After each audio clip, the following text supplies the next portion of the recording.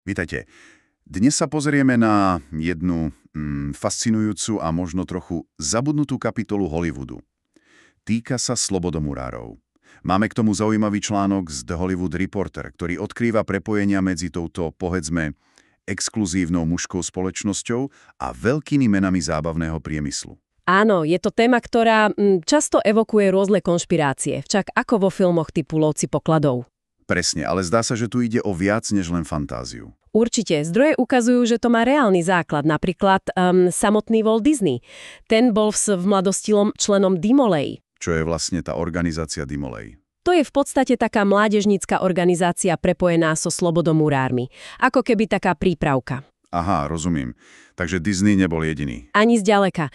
Ten zoznam je fakt pôsobivý. Zakladatelia štúdií ako Louis B. Mayer z MGM, Cecil B. DeMille, Jack Warner. Wow, aj herci. Herci ako Clark Gable, Ernest Borgnine, dokonca aj Roy Rogers, ten westernový hrdina.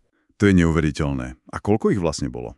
No, v Kalifornii zažilo členstvo vrchol v 60. rokoch. Vtedy ich bolo skoro 250 000. 250 000? To je obrovské číslo. Dnes je to už výrazne menej, vieš, možno okolo 60 000. A kde sa títo ľudia stretávali? Museli mať nejaké centrum? Áno. Kľúčovým miestom bol istý čas impozantný škótsky rítus slobodomurárskeho chrámu na Wilshire Boulevard. Postavili ho práve v tých 60. rokoch. Na Wilshire Boulevard. Tam, kde sú dnes tie múzea a galérie. Presne tam. Ale keď členstvo klasalo, tak tú budovu v roku 1994 predali. A čo je tam teraz? Dnes je tam Marciano Art Foundation. Je to galéria umenia, ktorú založili bratia Marcianovci, tí, čo stoja za značkou Guess. Počkať. Takže chrám tajnej spoločnosti sa zmenil na galériu moderného umenia, ktorú založili módni magnáti. To je... Zaujímavý zverat. Hej, celkom symbolické však. A čo je fajn, zachovali tam aj niektoré pôvodné prvky, napríklad nástenné malby od Millarda Sheetsa. Takže tá história tam nie je úplne vymazaná. Presne. Dokonca umelec Jim Shaw použil staré divadelné kulisy z toho chrámu vo svojej inštalácii. Dobre, takže vieme, kto tam bol a kde sa stretávali. Ale prečo? Čo bolo na tom slobodomurárstve pre ľudí z Hollywoodu také príťažlivé? Bolo to len o tej tajomnosti? No, zdá sa, že nie len o tom. Ten článok spomína napríklad lóžu Mount Olive, ktorá bola blízko štúdií Paramount. Tam vraj po vojne až 95% členov pracovalo vo filme. 95%? Tak to už znie ako profesionálny klub? Presne. Fungovalo to nepochybne ako silná sociálna a profesionálna sieť. Networking bol asi kľúčový. V MGM mali dokonca taký neformálny obedový klub Square and Compass. Square and Compass? To sú tie hlavné slobodomurársky symboly však. Kružidlo a uholník. Áno, presne tie. Ale okrem kontaktov možno aj tá samotná podstata slobodomurárstva. Vieš, tie rituály, symbolika, často inšpirované Bibliou, ako stavba Šalamúnovho chrámu. Takže tá určitá teatrálnosť, dôraz na morálku, sebapoznanie, to mohlo rezonovať práve u ľudí, čo robili filmy. Myslím, že áno. Mohlo im to ponúknuť nejaký morálny rámec, pocit bratstva v tom, do zdravom prostredí. A je tu ešte jeden dôležitý aspekt. Aký?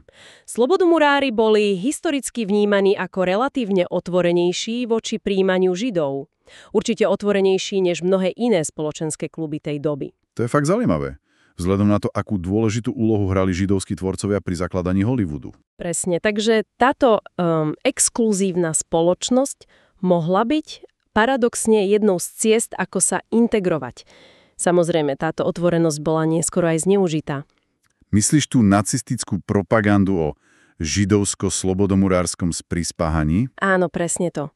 Táto história má aj takéto temné stránky. A hoci členmi boli aj neskoršie hviezdy ako Oliver Hardy, Don Rickles, alebo Mel Blanc, hlas Bugsa Bunnyho bol slobodomurár? To je neuveriteľné. Hej, ale aj tak si slobodomurárstvo udržalo takú auru tajomstva, niekedy aj negatívnu.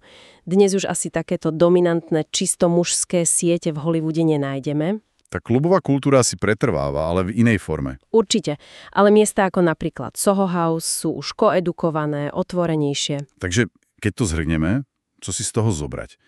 Zdá sa, že slobodomurárstvo nebola len nejaká okrajová záležitosť. Určite nie. Bolo to proste súčasťou tej spoločenskej štruktúry, ktorá pomáhala budovať Hollywood.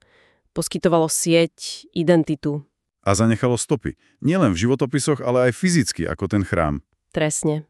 Je to fascinujúca ukážka toho, ako sa mení moc, vplyvu aj kultúrne inštitúcie. A možno taká myšlienka na záver pre našich poslucháčov.